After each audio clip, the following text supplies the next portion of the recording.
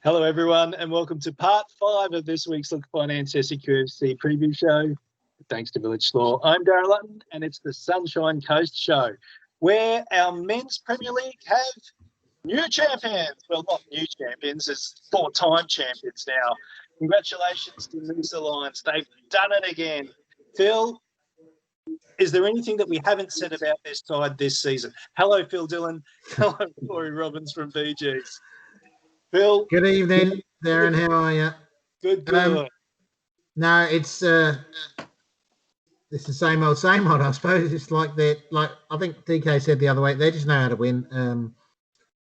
Kevin sort of. I think the last time we played them, we probably could have got a draw out of the game, but they managed to get a 1-0 win when Sam Nichols, the goalkeeper, said that he didn't know how they got out of jail, etc., etc. But that's what they do, and you're trying to beat them, and you're trying to do everything but they seem to manage to be able to get a result because they got experienced players. They got Tomo up front. They got Sam Nichols in goal. Their spine is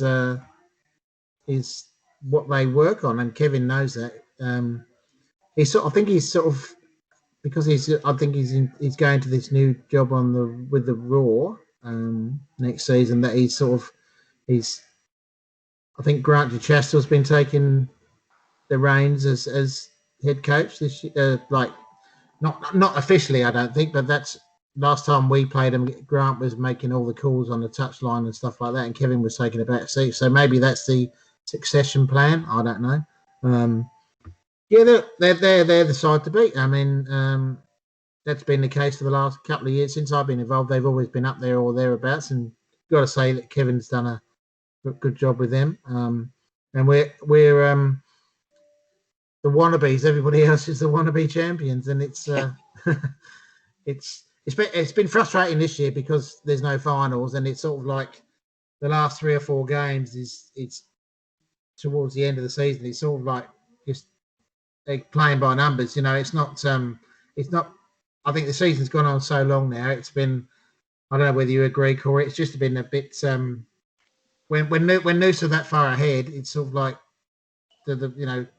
obviously the boys want to play for pride and stuff like that, and somebody wants to finish second or third or whatever. But it's been a long season, and it's been hard to get them up, get players up for when they're 12 points behind, etc. Just playing for pride and nothing else. I don't know whether you agree, Cory. Yeah, no, I agree completely. I think it's tough when you don't have that extra incentive, especially when you do look at Noosa, who's been so dominant all season, and they became front runners so early, and realistically, for any teams to pull back those points and those numbers was always going to be an uphill battle, and then to jump them was, the form that they've been in realistically the last probably 3-4 years they've been the top dogs on the coast. And I think with no finals, it's tough to keep players motivated. I think realistically, it's thankfully a lot of them play because they love the sport and they want to get as many games in. But you do find in games, I think, when they realise, well, we can't achieve necessarily anything else. You might finish third or you might finish second, but with no finals, there's no extra kind of cherry on top that you can push for and try and make sure that you're there and then go, hey, look, if we play them in finals, we might beat them, which has been the case, to be fair. I think last year Noosa got knocked out in finals. They didn't make the grand final. So, but without that, it's like, it's a bit not great, but it's unfortunately what we've the cards that we've been dealt this season.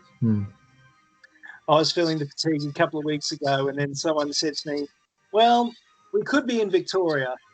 I snapped.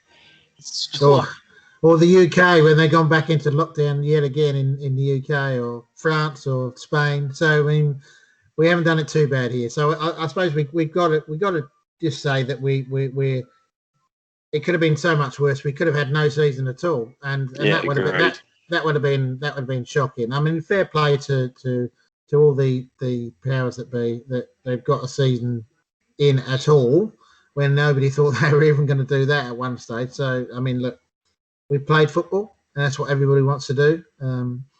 and good luck to Noosa on that. Yeah, but Cory will say we're coming for you next year. Whoever the coach at BG's will be, we're coming for you. Well, that's the one. Very interesting you said there, Phil, with the succession plan that Noosa have already got in place. That's a sign of a good club. You know, you'll see there's clubs out there that have that cult of personality of that head coach, and then when they disappear, it's just leaves an entire vacuum. To hear that they're already putting measures in place, it's a really positive step. That's only what I've seen. It's not. I mean, that's not carte blanche. That's not nailed on or anything like that. It's only what I was witnessing myself when they played Budrum. Earlier in the season. I don't know whether you saw something with you, Cory, whether he was doing the same when he played you. But I think that's a great thing because, like you say, I mean, it's like I presume the same when DK leaves at BG's at the end of the season. There'll be somebody, there's somebody taking over there, and it's you've seen at the highest level how difficult it is to follow somebody who's been there for a long while, like with Manchester United with Sir Alex. I mean, they've struggled to find somebody to fill that role, and that goes right down through the whatever level you're playing at. If you've set a plan in motion, and those guys, somebody else is following the way that somebody's done it, and they need to continue that success, then that's always a good thing. You can't really. Sometimes it's really hard to sort of take over from somebody who's had all that success and expect that to continue with somebody else in there, because naturally players might move on because they don't want necessarily. They like playing for one coach, for example. They might not play for another coach, so you could lose some players. You don't know. I mean, from what I was witnessing there, it seems to me that Grant was the next thing at Noosa. So that's only from what my observations. I don't know whether that's true or not, but Okay. All right, let's have a look at this weekend's fixtures. And have I got the dates correct? Possibly. I'm looking at Tuesday fixtures. Let's move back a little bit. Oh dear. I'm not sure I'm in sync here.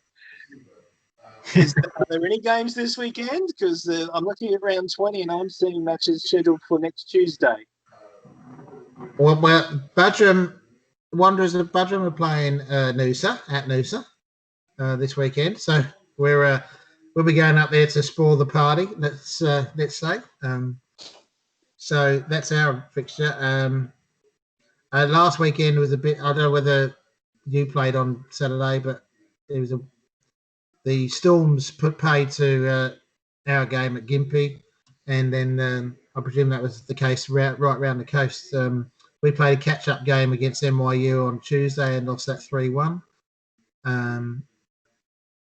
Jacob Vilic scored again, so he's shock. He's definitely up there for player of the season. He's got 25 goals, I think it is, or something like that. So, and I'm not sure BG's playing on the weekend, but and I think you played Tuesday as well, didn't you? No, we had Mulaney. So when our Mulaney game was called off, our men's actually were able to play against Maroochydore. I think it might have been a couple of weekends ago, and I think this Saturday our reserves have Coolum, so I'm fairly certain that our Prems have a bye. That's true. Because obviously Coolum had pulled out of the first division competition. So yeah, I'm pretty sure it's just the reserves for BGs this week. So I've got the fixtures up now. So Gympie United are playing Caloundra. Kawana are hosting Nambour Yandina. Noosa are playing Budrum. And Woombai up against Maroochydore. Yeah, it's I'm going to say, because there's no finals, it's sort of like it'll be, I'm sure, a lot of relaxed football, let's say. I mean, obviously, I would imagine the Budrum players will want to, put a dent in the Noosa unbeaten season. And with James Playford in the side now, they're a different sort of test for teams now because he's added some a little bit to the side a bit. So yeah, look, I mean, you'd say that Noosa are favourites to win that, but who's to say that Budgeon might have one more ace up their sleeve for the weekend? I don't know. It'll be a good game, I think. Gympie United against Caloundra. That one intrigues me. I think that one could go either way, to be honest. Is that played up at Gympie? It is, yes. Yeah, I mean, it's always tough to travel to Gympie, full stop. I think Gympie, when they do play at home, have been a fairly decent side in both divisions, to be honest. But, Clowndra's got some very good players in there. They've had some big results this year. One of them was the first game against us. So, with Ethan up top, and I know, they've got a lot of experienced players in there. So that's a very interesting game. As far as I think the rest of them, you could probably pick essentially who you would think would win. I'm not so sure about this one. I think it's probably your pick of the round as far as this one could go either way. You guys were mentioning about Jacob Vilic before. Just having a look at the Golden Boot competition. He's tied with Cameron Nairn on 20 goals. You talk about interest in the remainder of the competition. That's got to be it, right? You think so? Yeah. Sorry, Cory, go ahead, mate. I know from Cammy's point of view, it's definitely the interest. I think he's been in really good form this year. Scored a bunch of goals. He's been phenomenal, and I know he's definitely been watching Jacob Vilic kind of catch him and be very hot in his heels. So I think going into the remainder of the games, for at least Jacob and Cam, they've got something to fight for there, which I know that both teams will get behind them too and try and push them over the line and get them that. All righty. Let's turn now to the McDonald's Premier Women's Competition, and we have champions in that league as well. We've got Maroochydore with an unassailable 7-point lead with 2 rounds to go. Cory, you're coach of the BG's team. Tell us about how amazing this Maroochydore team is. I mean, they've been solid all year. I mean, personally, in games where we've played them, they've been very competitive games, and we've created very good chances, not scored them. Maroochydore creates chances and scores them. And I think if you're going to be a top team and you want to win a premiership, that's how you do it. You make sure that you're defensively tight, you don't concede too many goals, and your attacking players are clinical and they finish, which they have. So I think, deserving winners 100%. They've had a few losses, I think one to us and a couple to Nambour, but I think that's really about it. Apart from that, they've been fairly smooth sailing against other sides. So, they're deserving winners. And you, of course, had a 1-1 draw against Nambour last week. Yeah, I mean, we were it was a competitive match. We started off very well. We're 1-0 up, and I think there might have been about 10 seconds left of the game, and then we've been scrambling in defence, something chronic for about the last 5 minutes, and unfortunately, eventually something was going to give, and it gave very late, and they snagged an equaliser. But Nambour's another side that's been, they've been quality this year. They beat Maroochydore twice. They beat us once. They're a good side, and they're a side that you can't sleep on, which we've found out, and Maroochidore's found out too. So I think for them to be where they are, they've deserved that too. Cory, was this your first season coaching the ladies? Not at all. This is my 3rd season. The first 2 seasons we finished up the top. This season we had a bit of a rebuild, and we're sitting in 3rd at the moment, still behind Nambour by a point with 2 games left. So, but no, I've been at the BGs for 3 years now. All right. This is a question that gets thrown about a bit. How have you found coaching the women? Have you ever coached the men's side? Yeah. I've coached men's. I've coached junior girls, junior boys, senior women. I've sort of been around all of it a bit. to me, as far as like commitment, work rate, talent, and stuff, there's no different.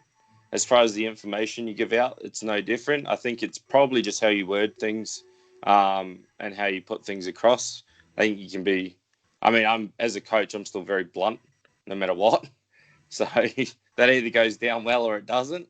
But I think, yeah, it's relatively the same, to be honest. It's just player management slightly different, I think, is really the big thing. When I talk to coaches, that one of the things that they talk about is the ego, that there's no ego in the women's game. I disagree. That I think puts you on there's the spot. less. Yeah. I mean, like, I'll call a spade a spade. I think there definitely is. I don't think you get quite the big egos, that's for sure. And I find with the women's game, I feel like as a squad, they seem to bond together a lot easier. They work for each other a lot more. It's not so much individual stuff, which you can find in certain men's games and teams and stuff like that. So I think in that sense, probably the women's is better. As far as no egos, you definitely come across a few. Not as many, but they're out there. Fascinating. I'll have to add that to the pile. Very diplomatic, Corey. Very diplomatic. I try my best, mate. I try my best. All right. Now let's move now to the NPL. Phil, you pointed out before we went to air tonight that a couple of weeks ago I've been saying Wanderers are fine, nothing to worry about. Looking at the ladder tonight, they've got something to worry about. Yeah, Sir Alex used to call it squeaky bum time, the last sort of like knock-ins of a game or the season, and it's certainly that for a number of teams. I think there's like 3 teams that can still get relegated, and he might even bring Gold Coast United into that as well, because they're on the same number of points as the Sunny Coast, I think. So they might be involved, and then so Gold Coast United play Sunny Coast the last game of the season, so it could all come down to that. So look, looking at the fixtures, I mean, Capalaba play Penn Power on Friday at home, so you would. I mean, who knows what's going to happen after the last few results of the season? Who knows what's going to happen? But you'd pencil in Penn Power for a win, because they're going for the title, so they won't be holding back. And Capalaba have lost their last 5 games, including the 5-1 thrashing at the hands of Brisbane City last weekend. So you'd think they'd go. Penn Power would win that. Gold Coast Knights have got Wanderers at home on Saturday. So, I mean, again, on current form, you'd say the Knights would win that. The Wanderers have had some injuries and suspensions to deal with over the last couple of weeks, so that hasn't helped. The wheels have come off over the past few weeks, haven't they? Yeah, I think the season's caught up on play. They've had injuries, suspensions to really key players. Jeremy's out for the rest of the season because he got sent off against the Lions, which is a game they should have won. Really, they had chances to win that game, and there was a game before that against Eastern Suburbs where they lost 5-3.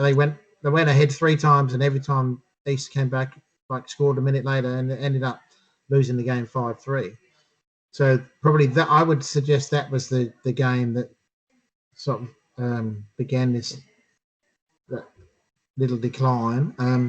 They played exceptionally well against the Lions, and were very unlucky not to win that game, even when they went down to 10 men. 2-0 wasn't a fair result on that night, I don't think. Everybody, even Lions players, agree with that. So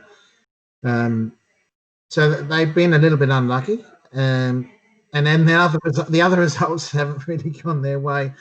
They were going that way, and then all of a sudden it seems to have changed. So but it's still in their own hands. If they can snag a result at Gold Coast Knights on the weekend, on Saturday, then they're, I would say, I would have said before that we're mathematically safe, but that it doesn't actually mean anything now because we just found out that goal difference doesn't come into it anymore. It's the number of wins over the season. So, you know, I don't know how that's been worked out, but it's a strange one for me, to be honest. Another one of those rules that Football Queensland have put in the rules of competition, but just haven't advertised. And it's not until the past couple of weeks that we've finally realised that this is there. And it's the number of wins, not your goal difference, that determines local champions and who gets relegated. Yeah, it's God, Corey, I don't know what you think about that, but it seems a bit of a strange way to do it. I mean, every other league in the world goes to goal difference first, and then they go on the number of wins, and then they go to the how they performed against each other. So I don't know why Football Queensland would all of a sudden change that just this season. At the start of the season, apparently they changed it, but I didn't know about it. I'm not sure whether other coaches knew about it, but similar to the top six that they had last year when they changed that, and nobody really found out about that until halfway through the season either because it wasn't advertised. So, yeah, I don't know. It seems a strange one. About you, Corey? Yeah, I mean, I definitely agree. I think, I definitely didn't hear about it until about 2 weeks ago, and I think I seen purely it was someone I think from Peninsula Power, funnily enough, that had posted it. So yeah, I don't know. It seems a bit strange. I don't really see the necessity to change how they do things as far as change it from goal difference to wins. I mean, I guess their perspective is maybe to reward teams for winning more games, but then you're taking away rewarding teams for scoring more goals and defending and keeping more clean sheets or conceding less. So it's, I don't know. It seems a bit odd to change it. I think that scoring goals is always you should be rewarded for that. I think, and like you say, defending, keeping clean sheets as well, because that's the key to getting draws and getting wins. If you score more goals than the opposition, you're about obviously going to win the games. But so I can't see the point of scoring goals and having that goal difference thing there. Why is it actually on the table now? It doesn't. If it's not making any difference, it doesn't. It shouldn't actually be there. I mean, you look at it now, and Redlands have got minus 37 goal difference, and they'd be like, they're 3 points behind Sunshine Coast. So you would suggest if Sunshine Coast got another win and Redlands won their 2 games, even they would be safe in the normal league system, that because they've their goal difference is much better than, and they should be rewarded for that. And I'm not just saying it because it's Sunshine Coast, and any side that's down there has got a better goal difference than I mean, Redlands have conceded, their different goal difference is minus 37, so they've conceded a heap more goals than anybody else, and they shouldn't be rewarded because they've might have had a little run at the end of the season, and they've had more wins in that run than anybody else. I think that goal difference should be and has always been the ruling. I don't know why it's changed. And that's the thing. If you look at that ladder, it shows Redlands on the bottom due to their goal difference. When Brisbane City have won one less game, they're actually the team that's set to go down currently. And so what? How come that should be changed? I mean, does that mean that the person who's putting the tables together hasn't been told about it either? I suspect that the Sports TG network, it's just how it's set. It works on goal difference on determining when on the ladder position. I don't think they factored in this change. Football around the world has always been, since the year dot, since I've been involved with football. Long before I was involved in football and long before you guys were involved. It's goal difference, and it's always has been. So, I can't see if it's not broke, why fix it? It doesn't make any sense to me at all, and especially not if you're not going to tell people that it's happened. I mean, I know we shouldn't assume anything, but I assumed that was going to be the case. Some things you do. Well, you do, but don't you? Because it's always been like that, and often if they're going to change something that is that dramatic a change, something that's been there forever, and you change it, you think that would be the first thing that they do is tell the competition that this is going to change and this is changing and why it's changing. I want to know why. I want to know why they think it's like you say, Cory, is it to reward more wins? But I think it should be, you should be rewarding better defence and scoring more goals. Yeah, I agree. Interestingly, Sunshine Coast Wanderers are in 10th position on 22 points. If you have a look at the FQPL ladder, Sunshine Coast Fire are on 8th, but they're also on 22 points. Yeah. So there you go. That's your little tidbit for the week. The Fire had a 3-2 victory over Souths on the weekend. Put a little bit more space between them. Souths are in 10th place. Having a look at who they are playing this weekend. The Fire are up against, drum roll, Mitchelton. Now, Mitchelton are in 3rd place. This is a home game. Mitchelton got absolutely smashed by the Thunder last week, so they'll be hurting after I think it was a 5-0 loss. That's a chance for the Fire to get a few more points there, Phil.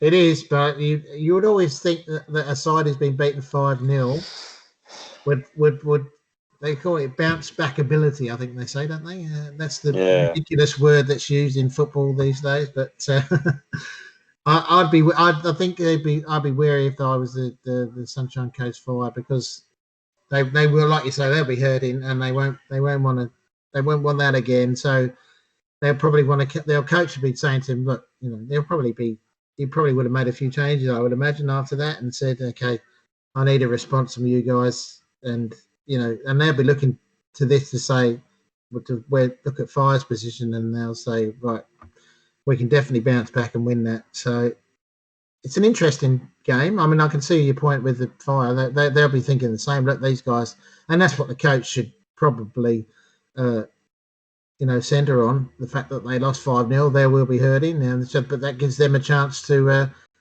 try and put some more hurt on them.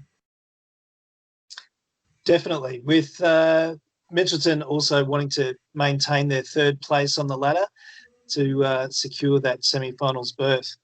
Now, guys, before we wrap up the show, we didn't have you here last week, so I wanted to get your take on the Football Queensland decision to introduce the MPL 3 or the FQPL 2 with an invite for clubs to join, come under the Football Queensland banner and become part of that competition.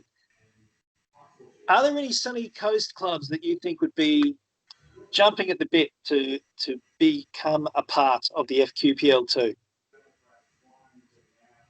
Go, Cory.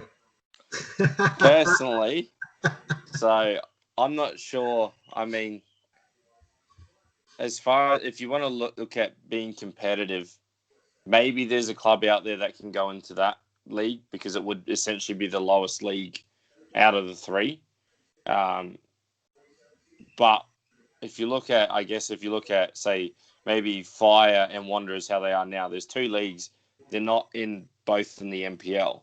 So is there the strength on the coast to then add a 3rd and have all 3 be completely successful? I'm not sure. I think maybe demographically it spreads the talent too thin between 3 clubs as opposed to the 2 that are there at the moment. That's my opinion anyway. I think that's a good point, actually, mate. Do you think Noosa could make a fist of it? I mean, they probably could. They've been successful in local league. I think there's very talented players in other clubs. But I think if you want to keep trying to get the local talent into a higher area, it should probably be through the 2 that are there, so the Fire and the Wanderers, rather than adding a 3rd, and then there's just that more competition, and then you've got very talented players but maybe not in the same club, so you might end up with 3 clubs struggling with very good talented players and maybe developing younger players and stuff like that, but you might have a long period of struggling, rather than maybe we can have a standout or 2 standout clubs representing the Sunshine Coast. Yeah. Facilities-wise, who do you think's best suited? There's probably a few. I mean, Maroochydale's obviously got good facilities. Noosa's got good facilities. I guess you could throw Gympie in there. Honestly, their facilities aren't too bad either. I think there's plenty of coast BGs as well. They've got probably one of the better spectator areas to watch from at least, and decent enough change rooms and that there. So I don't know. I think there's a few, to be honest, that could be thrown into that mix. The only problem, I think, if you like you said, I think if you're going to get a side that's going into the QPL, I don't think they can just do it within their own club alone. They'd need to bring some talent in from elsewhere, and we've already seen the Wanderers take some of the talent away from the community clubs, and I think we don't need to dilute that. I mean, obviously we want the Wanderers to succeed. We want the Fire, to be the best teams that they can be, like the Fire, and be the best. So the Sunny Coast can have good representation in those leagues. But you don't. I mean, the community competition has been around for such a long time now. You don't really want that to sort of to be able to suffer in talent wise, because there's plenty of talent in that community football. Plenty of talent. There's some great talent. And then there's some of the players who could play at a higher level, and they're only playing at that low level because they can't commit to a semi-professional existence, I suppose. And that's probably one of the only reasons why they're not playing at a higher level. It's not just because they're not talented enough. There's plenty of talent there, but you don't want to see that talent all go.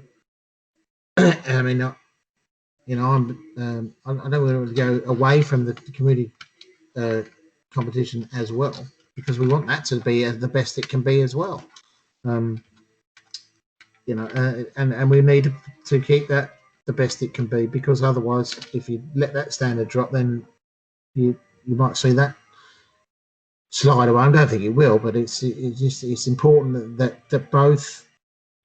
All three, the Wanderers, Fire, and the community competition, is kept at the best it can be. I think that has to be the case. You've got to focus on all three of them, not just throw all your eggs in one basket, so to speak. At Gympie United, that's an interesting shout there, Corey, particularly with what's happened with the Buccaneers over the past couple of years. Perhaps if some of those players were to just move down the Bruce Highway a little bit. Interesting one. That's an interesting one. Yeah, you never know. The Gympie always comes up when people say was the best playing surface. Gympie always comes up as being up there as one of the best, because probably because they get more rain than anywhere else. But it is a nice playing surface up there, and look, the grandstand is pretty good. It's a good place to watch if you're a spectator. Not when there's lightning storms and you're in the middle of like we were on Saturday, and it's a metal stadium, so I wouldn't want to be in there for that. But yeah, that's an interesting one. You could maybe get some Harvey Brave players coming down, or Maryborough, or whatever. It's who knows. But I think I agree with Corey. I think the way it is at the moment should be the way it is, and see how we go down the track. You never know. Somebody might bring up another club.